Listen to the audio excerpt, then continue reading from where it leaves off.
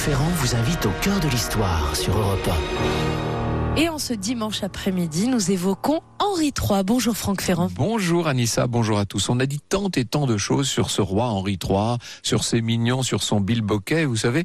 En fait, les choses sont beaucoup plus complexes, comme vous allez le voir. Nous allons notamment apprendre que le roi Henri, avant d'avoir régné sur la France, avait régné sur la Pologne. Et pour nous parler d'Henri III, vous recevez Jean-François Saulnon. Et oui, Jean-François Saulnon qui est toujours là lorsqu'il est question d'évoquer dans cette émission les grands personnages de la Renaissance et de l'époque moderne. Jean-François Saulnon, c'est un petit peu notre référence à nous.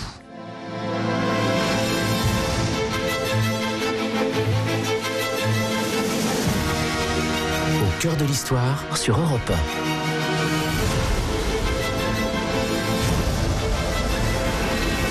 Franck Ferrand.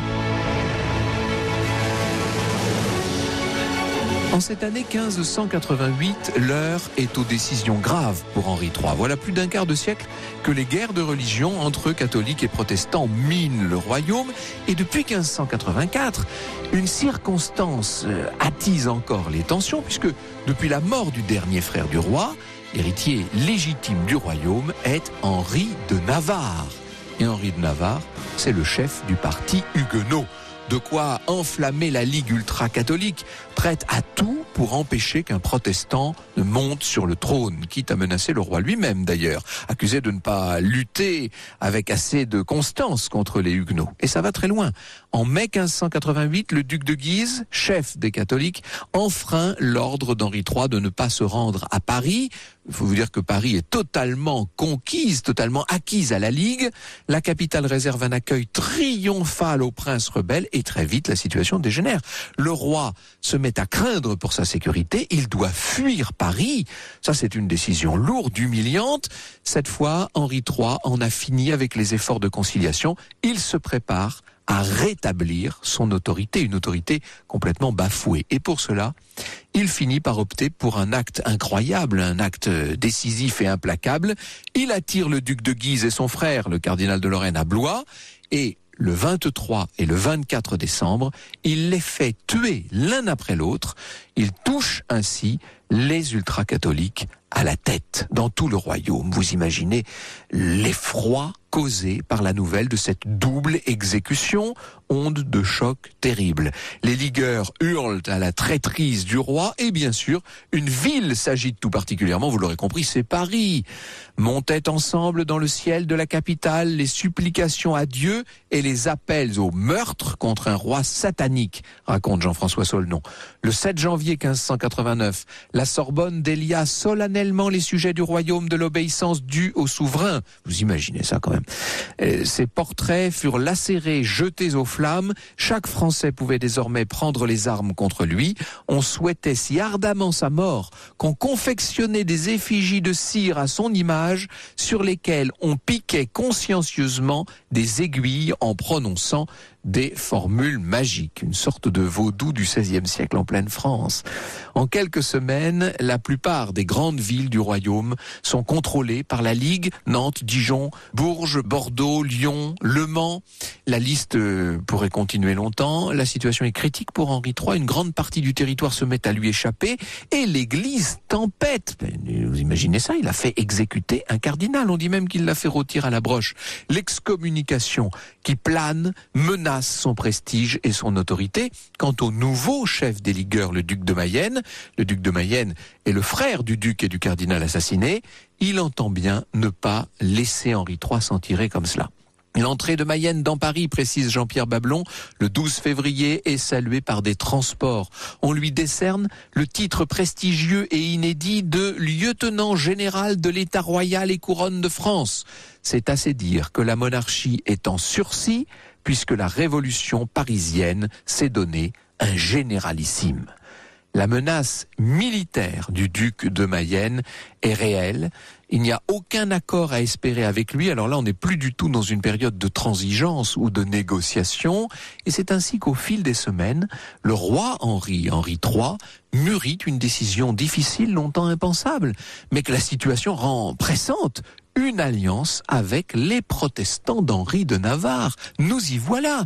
Bien sûr, le roi est un catholique sincère. Il est habitué à combattre son cousin huguenot, et il a confronté à un choix comme celui-là quelques scrupules, bien entendu.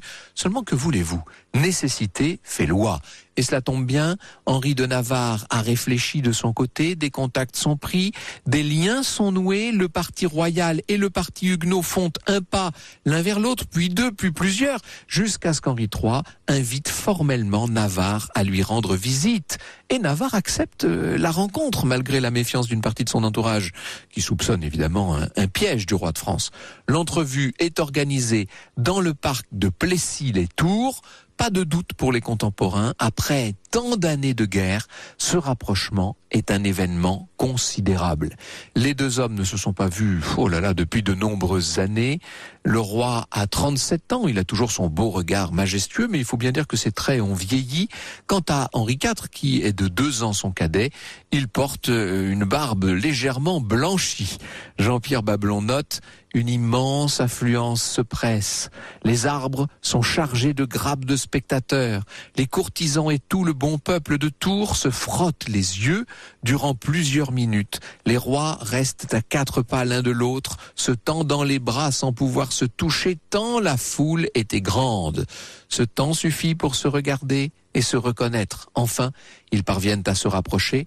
Navarre se jette à genoux et fait le geste de baiser les pieds du roi, mais celui-ci le relève et l'embrasse.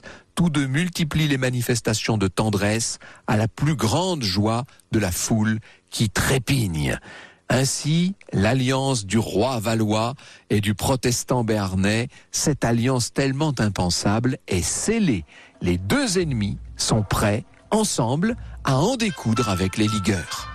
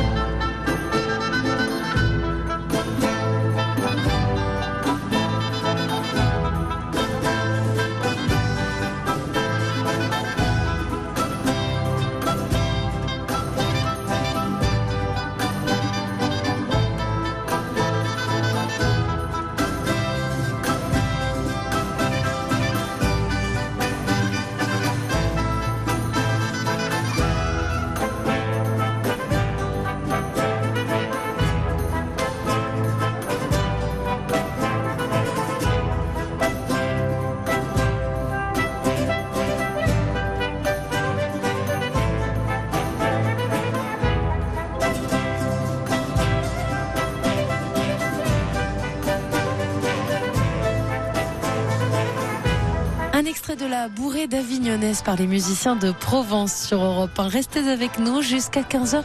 Franck Ferrand vous raconte l'assassinat d'Henri III et la suite, c'est dans un instant. Europe 1, au cœur de l'histoire. Franck Ferrand. Alors cet après-midi, Franck Ferrand, vous revenez sur un tournant des guerres de religion sous le règne d'Henri III dans les années 1588-1589. Le roi a fait exécuter les princes de Guise à la tête de la Ligue ultra-catholique, ce qui a déclenché, on l'a vu il y a un instant, une importante révolte contre lui, notamment à Paris. Il doit donc se résoudre à une alliance avec son ancien ennemi protestant Henri de Navarre. Alors, je me pose quand même une question, Franck. Comment ça se fait qu'Henri III n'a pas d'autre héritier que son cousin éloigné ? Eh bien, c'est tout un concours de circonstances malheureuses, d'où d'ailleurs l'idée parfois de malédiction, qui a souvent même été évoquée. Les parents d'Henri III, Henri II et Catherine de Médicis, ont eu de nombreux enfants, dont 5 garçons. On se disait que la succession au trône était parfaitement assurée. Oui, sauf que tous ces princes sont morts avant d'avoir eu une descendance légitime, et qu'Henri III est maintenant le seul survivant. Un problème se pose. Henri est marié depuis 1575 avec Louise de Lorraine-Vaudémont. Seulement, malgré tous les efforts du couple royal, aucun enfant n'est né. Et plus le temps passe, plus on peut douter maintenant qu'un héritier ne survienne. Et c'est ainsi qu'Henri de Navarre, héritier de la branche cousine des Bourbons, donc qui descendent d'un des fils de Saint-Louis, c'est ainsi qu'Henri devient l'héritier naturel. C'est le plus proche parent masculin d'Henri III, que voulez-vous ?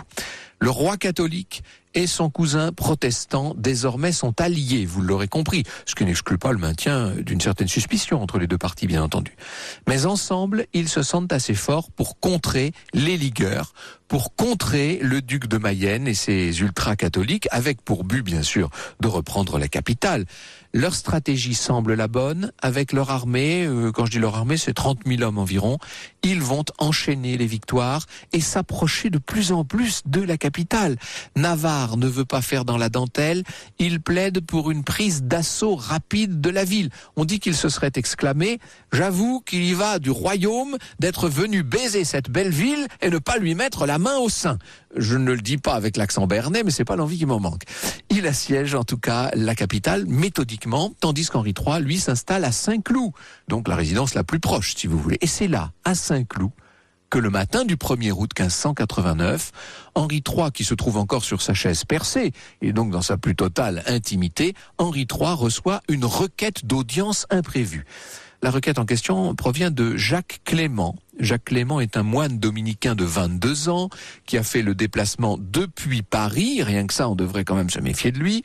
Il affirme être porteur d'un message important de la part du premier président du Parlement, le président de Harlay, donc quelqu'un de très important. Le président Achille de Harlay se trouve détenu dans la capitale. Il veut voir le roi. Il faut qu'il le voie tout de suite. Des gentilshommes voulurent refouler le dominicain, raconte Philippe Erlanger. Henri III demanda ce que signifiait ce bruit et morigéna ces gens. Qu'il entre. Si on le rebute, on m'accusera encore de chasser les moines. Et oui, il faut dire que Henri III doit compter avec la réputation qui l'accompagne. Jacques Clément peut donc approcher du roi. Il obtient même de rester seul avec lui. Vous aurez compris en même temps qu'Henri III ne tient pas à être en grand public à ce moment-là. Le moine lui tend sa lettre, Henri III la parcourt du regard et c'est à ce moment-là que le dominicain, qui profite de l'inattention du roi, il est en train de lire la lettre, le moine se saisit d'un couteau qu'il avait caché et assène au souverain un coup brutal dans le ventre. Henri III est pris par surprise, il réagit néanmoins très rapidement, il va lui-même chercher la lame enfoncée dans sa chair, il tente de contre-attaquer, il hurle « Le méchant moine, il m'a tué, qu'on le tue !» Un garde à ce moment-là fait irruption, il se jette sur Clément et il va le faire passer de vie à trépas avant même d'aller jusqu'à le jeter carrément par une fenêtre. L'urgence à ce moment-là, c'est de s'occuper du roi blessé. Évidemment, l'hémorragie est importante. Pour les médecins, cependant, la vie d'Henri III n'a pas l'air d'être en danger et en fin de matinée, Henri de Navarre est admis au chevet de son cousin.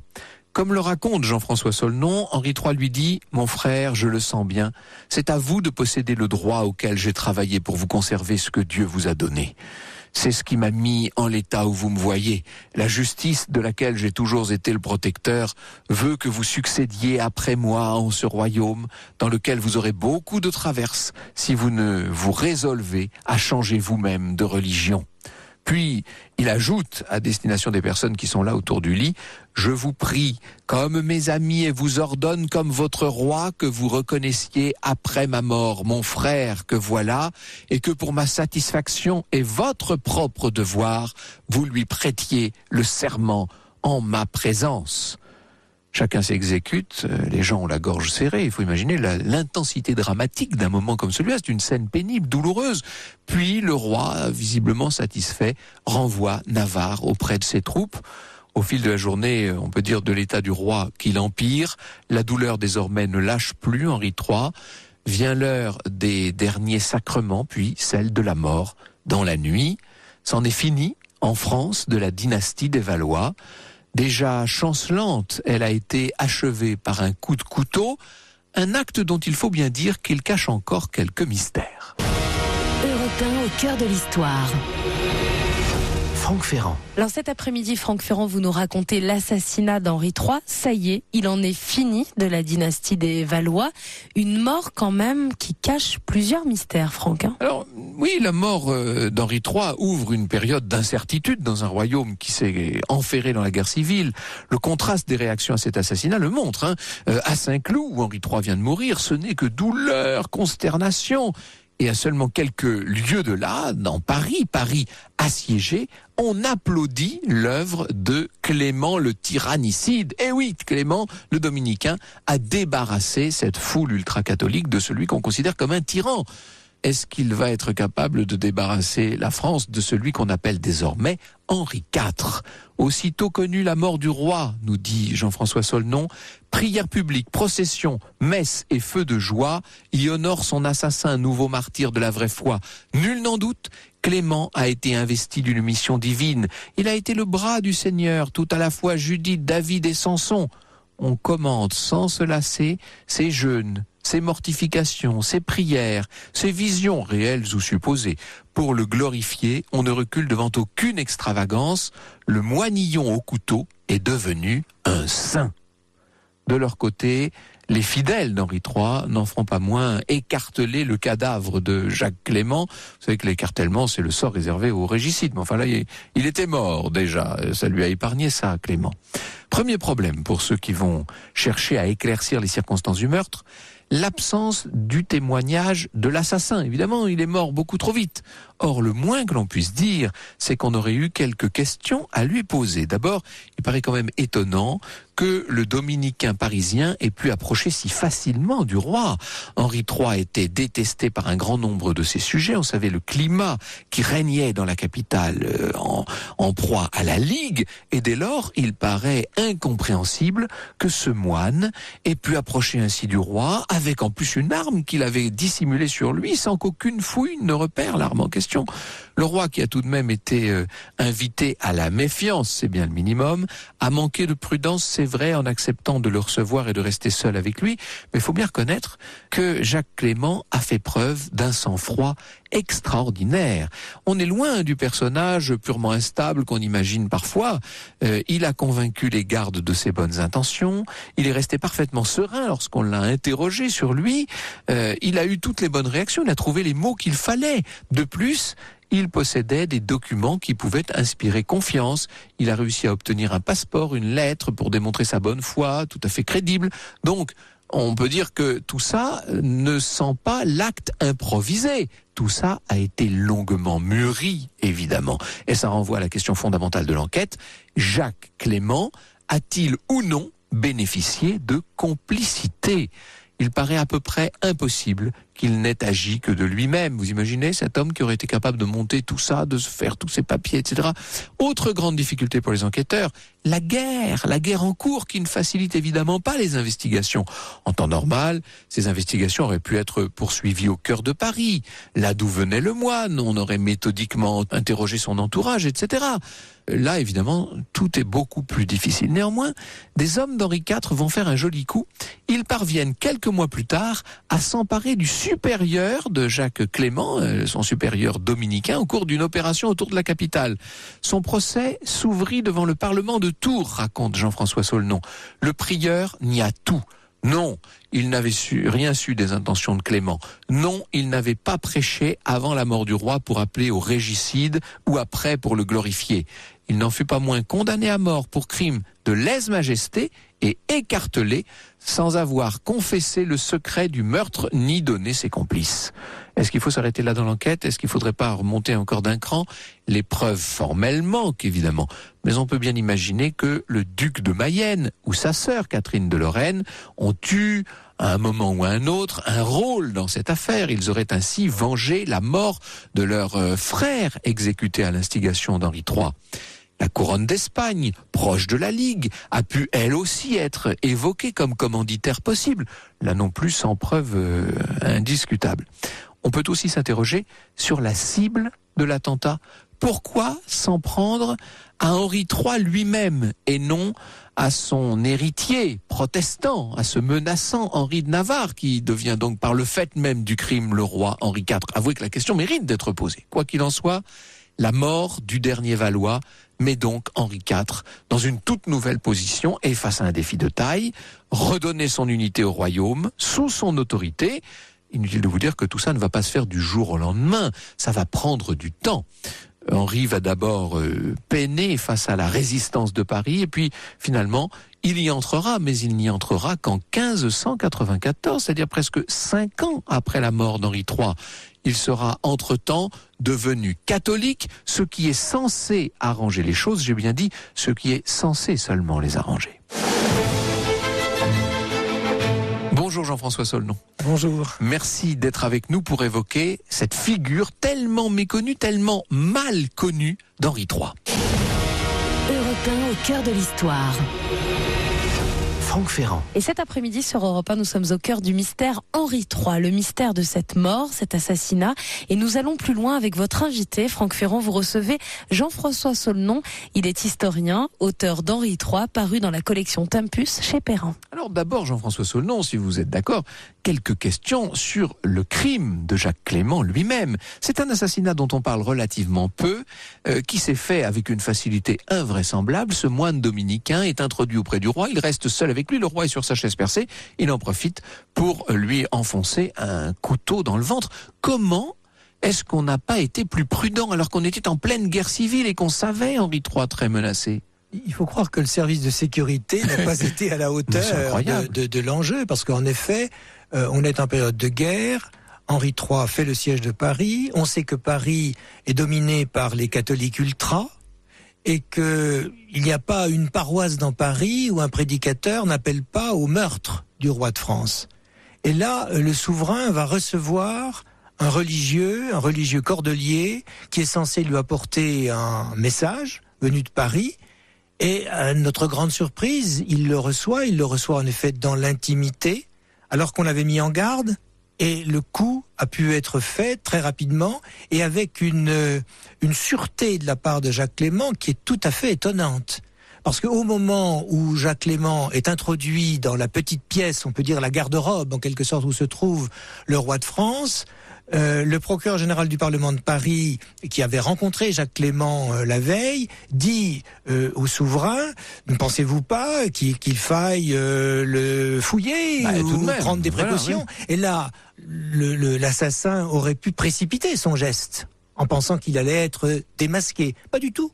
Il reste tout à fait maître de lui, il attend que le roi ait pris en main le billet qu'il doit lire, et au moment où il achève sa lecture, c'est là où Clément plante son couteau dans le bas-ventre du souverain. D'une certaine manière, on pourrait, avec un énorme anachronisme, parler d'un attentat kamikaze. C'est un kamikaze, ce Jacques Clément. Je pense que Clément devait savoir quel allait être son sort. Malheureusement, pour l'enquête, Henri III a mal réagi.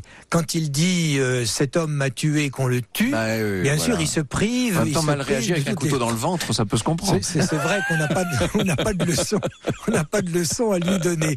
Mais c'est tout de même assez dommage. Parce que, évidemment, là, l'enquête ne peut reposer que sur ou des rumeurs ou des témoignages indirects. Mais comme vous l'avez fait remarquer, cette enquête a été tout de même menée. On a quand même mis la main sur le prieur, c'est-à-dire le chef, quelque sorte de ce dominicain. Est-ce qu'il était, d'après vous, c'est très très difficile à dire, mais on peut se faire une idée là-dessus. Est-ce qu'il était impliqué, ce prieur ? C'est très probable. On n'en a pas la preuve d'abord, parce que quand on l'a arrêté, on lui a fait subir la question etc. Et il n'a rien dit, il n'a pas parlé. Mais c'est très probable parce qu'il appartient à un milieu ecclésiastique qui ne fait qu'appeler à la mort du souverain.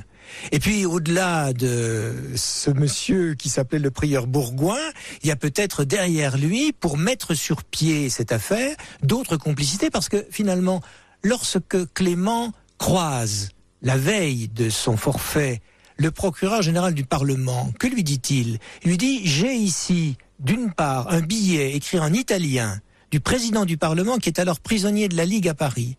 Et deuxièmement, j'ai un laissez-passer, parce qu'il fallait avoir un laissez-passer pour traverser les lignes. » D'où vient ce papier ? Voilà. D'où vient-il ?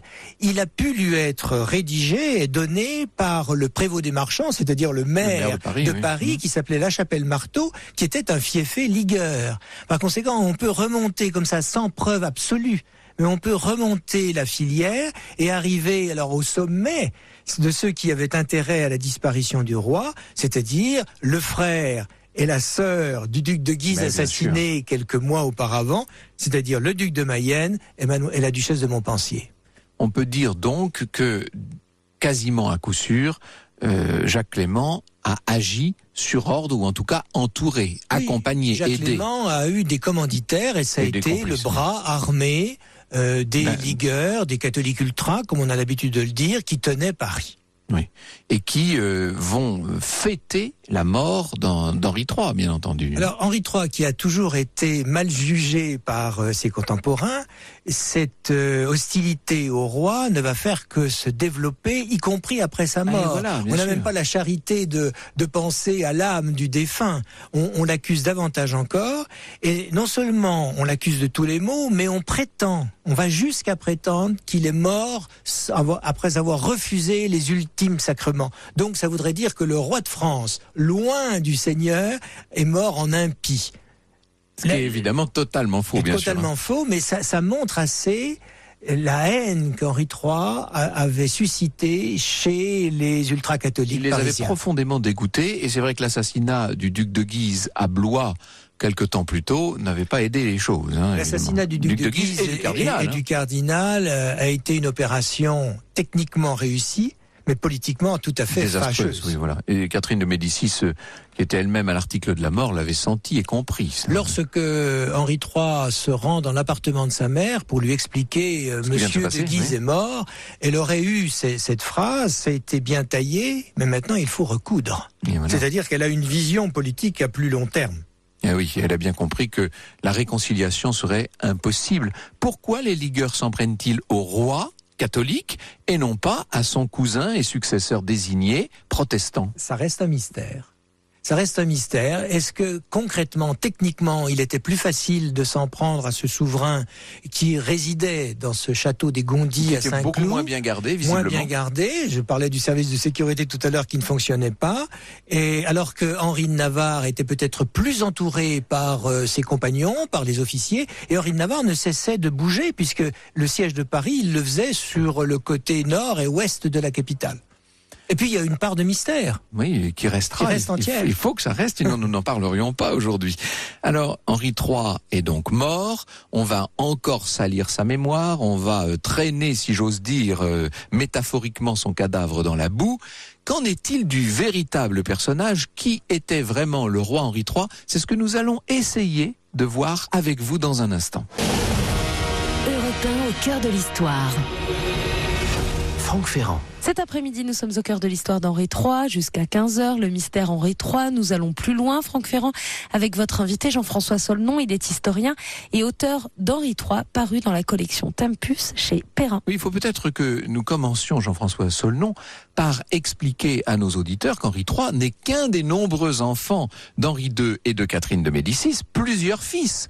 Donc la succession d'Henri II était clairement et facilement assurée. François d'abord, qui devient François II, puis Charles IX. Charles, puis Henri, mais autant Henri II était une force de la nature, c'était un grand bel homme bâti en force ou taillé en force, un comme sportif, on aimait à comme dire, nous dirions-nous. Un sportif, autant ses enfants souffrent de différentes maladies qui vont les emporter dans la tombe très tôt. Or, il se trouve que le troisième, après François II, après Charles IX, Henri est un grand bel homme, qui semble être en santé, ce qui ne lui évitera pas quelques soucis au cours de sa vie. Mais ça fait une grosse différence avec ses deux frères aînés. Déjà. C'est tout à fait différent. Et cet homme va régner assez longtemps, depuis 1574 jusqu'à son assassinat en 1589. Et puis encore un frère. Le frère, c'est l'enfant terrible.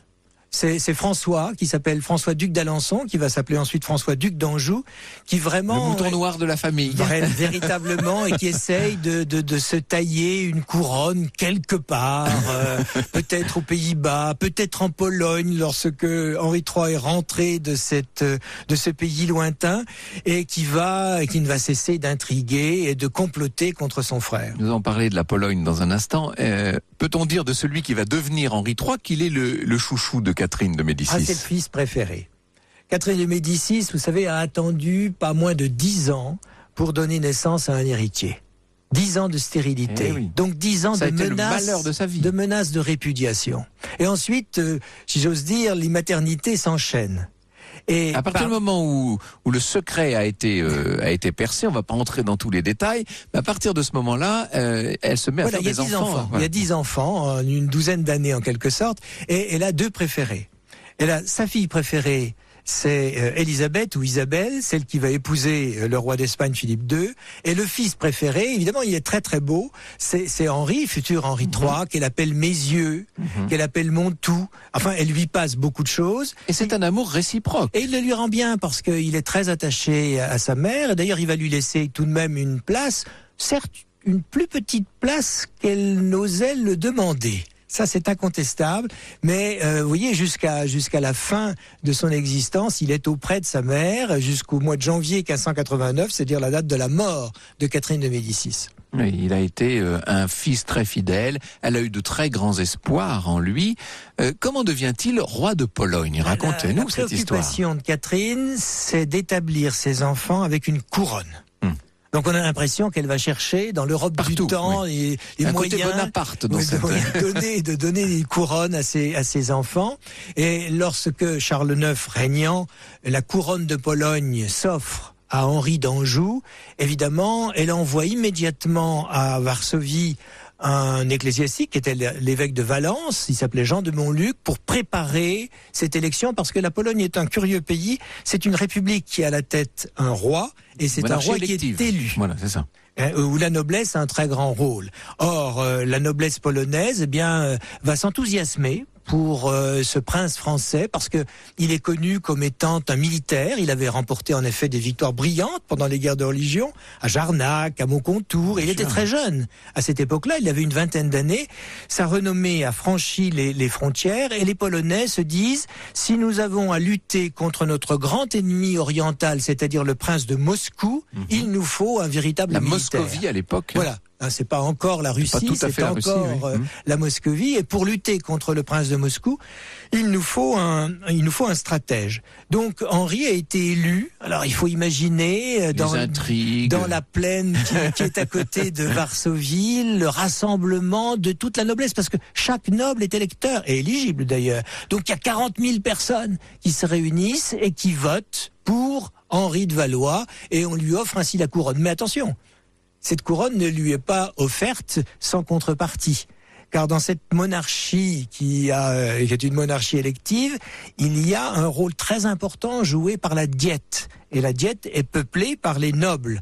La diète, c'est le Parlement. Qui limite les pouvoirs. Or, Henri de Valois pense régner en Pologne comme il régnerait en France, c'est-à-dire en monarque absolu. Tandis que là, son pouvoir est limité. Et il s'en rend compte lorsque les diplomates, les gentilshommes polonais viennent à Paris pour lui offrir cette couronne et pour négocier les conditions d'exercice du pouvoir. Alors, les Français se moquent de ces gens-là, parce qu'ils ont des noms imprononçables. Ah oui, ça n'a pas trop changé. Ensuite, ils ont une allure assez étonnante, avec le crâne rasé, avec une simple mèche de cheveux.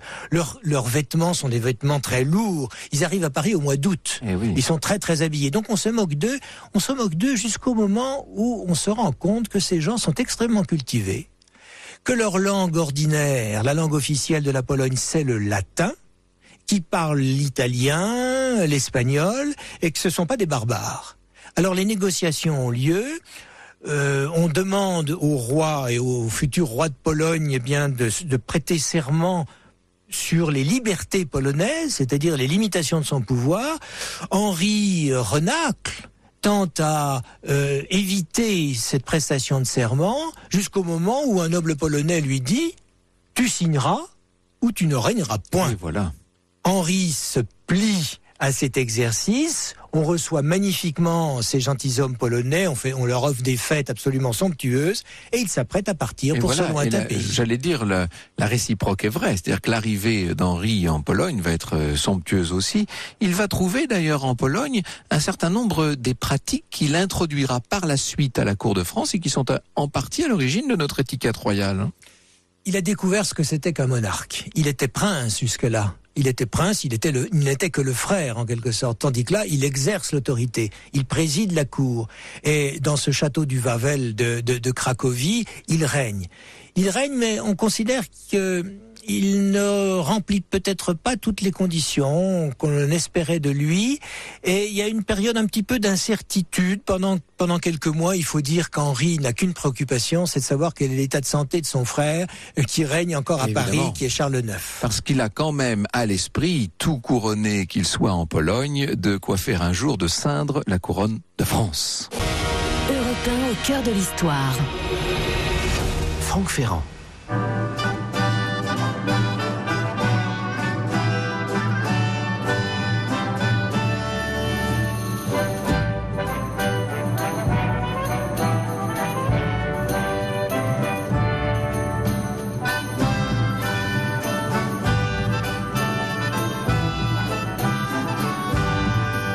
Depuis 14h, Franck Ferrand, vous nous faites revivre l'assassinat d'Henri III et nous essayons de percer ce mystère avec votre invité Jean-François Solnon, historien, auteur d'Henri III, un livre que vous pouvez retrouver dans la collection Tempus, paru chez Perrin. Alors Henri ne reste donc pas très longtemps en Pologne et quand il rentre à Paris, c'est pour devenir roi de France puisque son frère Charles IX est mort, Jean-François Solnon. Oui, il respecte les règles du droit public français, en dépit des agissements de son frère cadet, François d'Alençon, qui espérait court-circuiter ainsi Henri d'Anjou. Celui-ci s'empresse d'abandonner le Wawel, d'abandonner Cracovie, d'abandonner la sœur du dernier souverain Jagellon, c'est-à-dire la princesse Anna, et fuit. Donc il y a toute une mise en scène pour la fuite. Alors il est immédiatement poursuivi d'ailleurs par des gentilshommes polonais. Il y a des scènes qui sont assez cocasses lorsque il traverse une rivière et puis les gentilshommes polonais lancent leurs chevaux dans la rivière et tout en barbotant dans l'eau, ils crient en latin évidemment Illustrissime Majestas cur fugit, pourquoi fuis-tu? C'est assez savoureux, mais voilà comme les choses se terminent, l'aventure polonaise. Il y a un passage par Venise d'ailleurs. Après, il y a un passage par Venise, parce que contrairement à ce qu'on pense, il ne se rend pas à Paris immédiatement. Il fait un détour par Venise, et c'est là où d'ailleurs Henri III, parce que maintenant il est Henri III, peut apprécier ces civilisations méditerranéennes, peut toucher du doigt ce qu'était le prestige de Venise et sa civilisation. Et en rapporter une part à Paris, bien entendu. En particulier d'en rapporter la fourchette. Alors, si vous me permettez ce détail culinaire. Mais oui, mais pourquoi pas, ça fait partie aussi du quotidien. Le roi Henri III va être particulièrement entravé dans tout le cours de son règne par ces guerres de religion incessantes qui vont ne faire que croître et malheureusement, j'allais dire embellir ou enlaidir pendant tout le cours de son règne. Nous avons vu jusqu'où elles sont allées et jusqu'où elles l'ont mené. Est-ce que néanmoins, il a pu régner, si je puis dire? Est-ce qu'il avait les moyens de régner dans ces conditions? Toutes ces difficultés, qui sont aussi des difficultés financières. La monarchie n'a pas les moyens de lever des troupes qui permettrait de régler militairement ce problème. Au milieu de toutes ces difficultés, il règne parce que c'est un souverain, et là on l'a trop souvent oublié, c'est un souverain réformateur. Non seulement il a réformé la cour, non seulement il a mis au point une étiquette dont Louis XIV sera l'héritier. Et d'ailleurs, on croit toujours que Louis XIV a tout inventé dans ce domaine. Henri III l'a précédé et essayé de tenir une sorte de voie médiane entre catholiques et protestants. Mais les passions étaient tellement exacerbées à cette époque-là qu'être déjà sur une position médiane était déjà coupable. En soi, il était déjà de toute façon condamné par les deux camps, ce qui est terrible d'ailleurs. Les uns comme les autres lui reprochaient de ne pas leur être assez favorable. Il va faire ce qu'il peut. C'est un roi qui a un vrai grand tempérament, incontestablement, qui possède une forme de majesté innée, qui fait déjà un peu penser à Louis XIV d'une certaine manière.